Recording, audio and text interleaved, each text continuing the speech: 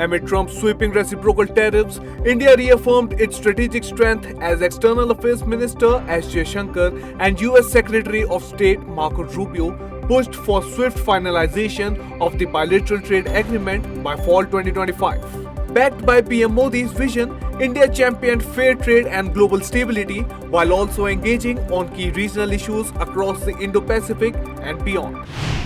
Celebrating a decade of impactful progress, Prime Minister Narendra Modi announced that over 33 lakh crore rupees in collateral-free loans under the Pradhan Mantri Mudra Yojana, significantly empowering India's youth.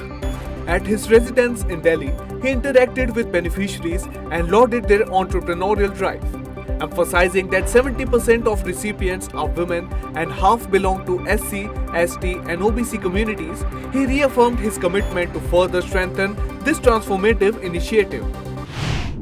Building on India's economic resilience and fast progress, Union Commerce Minister Piyush Goyal on Monday accused China of fueling its growth through unfair trade practices, including distorted pricing, illegal subsidies and exploitative labor. He warned these tactics hurt global trade fairness and India's economy. Goyal also blamed UPA-era policies and a controversial MOU by Congress for India's deepening trade deficit and over-reliance on Chinese imports, intensifying calls for global trade reform. In a major boost to India's fight for justice in 26/11 Mumbai terror attacks, the US Supreme Court on April 7th rejected Tahavur Rana's plea to halt his extradition. 64-year-old Rana, a Canadian of Pakistani origin, was linked to terrorist David Headley, is now one step closer to facing Indian authorities. His emergency appeal was denied by both Justice Kagan and Chief Justice Roberts. After making a shameful remark on April 3rd Bengaluru molestation case by saying such incidents happen in big cities, Karnataka Home Minister G. Parmeshwara faced widespread outrage. His comment was strongly condemned, particularly by the BJP, which demanded his resignation. On Tuesday, Parmeshwara issued an apology, claiming his words were misunderstood, though many believe it reflects a deeply insensitive and irresponsible attitude. In a major boost to national security, Home Minister Amit Shah, on his 3-day visit to Jammu and Kashmir, visited BSF's border outpost Vinay in Kathua and praised the troops' dedication under harsh conditions. He announced the installation of advanced electronic surveillance systems to counter infiltration and detect underground tunnels.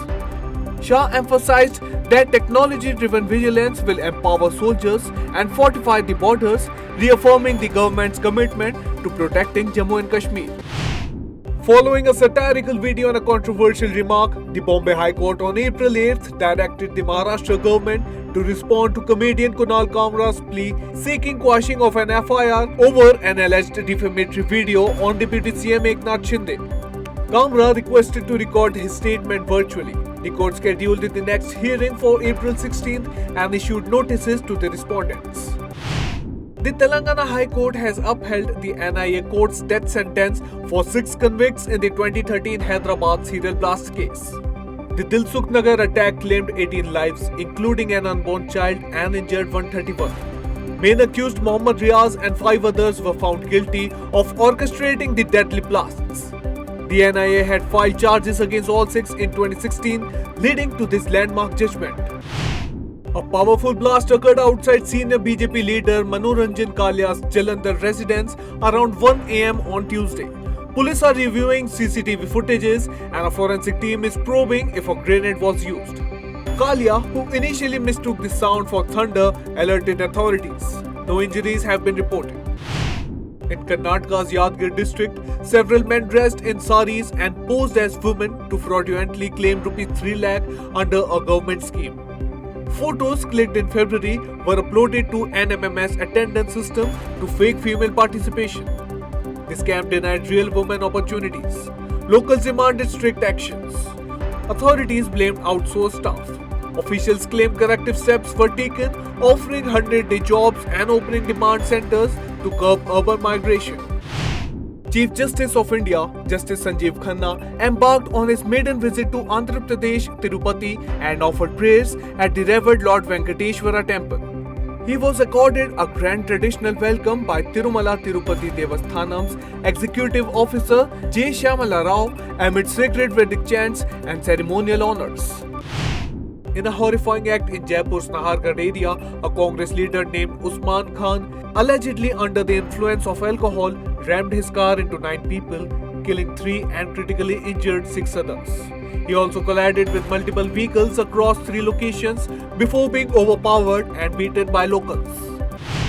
Amid a deepening US-China tariff conflict and a plunging stock market across the world, President Donald Trump on Monday threatened to impose an additional 50% tariffs on Chinese goods if Beijing fails to revoke the 34% retaliatory tariffs. Trump accused China of long-term tariff exploitation, illegal subsidies, currency manipulation, and the use of non-monetary trade barriers. Declaring an uncompromising stance, he warned that any countermeasures from China would be met with even harsher tariffs.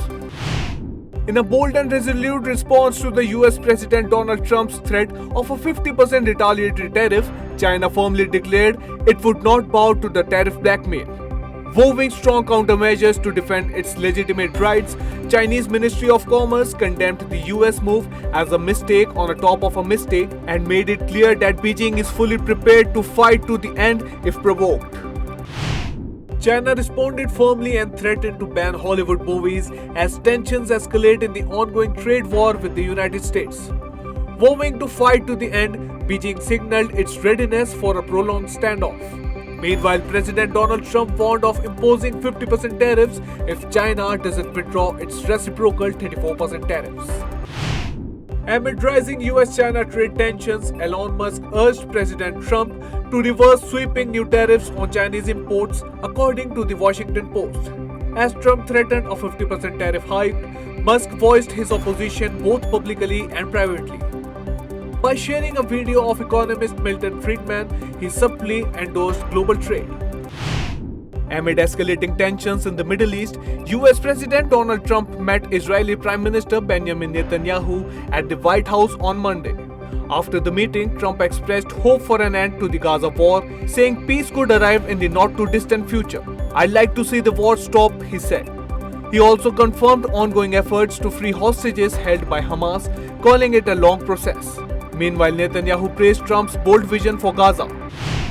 Former Indian cricketer Kedar Jadhav, aged 39, is set to begin a promising new chapter in public sector by officially joining the Bharatiya Janata Party. Known for his strong leadership and developmental-driven vision, the BJP continues to attract respected figures from diverse fields.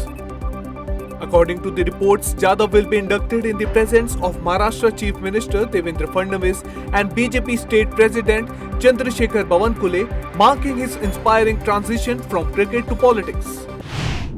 Royal Challengers Bengaluru defeated Mumbai Indians by 12 runs at Wankhede Stadium. RCB scored 221 runs for the loss of 5 wickets, while Mumbai Indians were restricted to 209 for 9 wickets. Punjab Kings will face Chennai Super Kings today in the Indian Premier League 2025. The match is set to begin at 7:30 p.m. at the Maharaja Yadavendra Singh International Stadium in Punjab.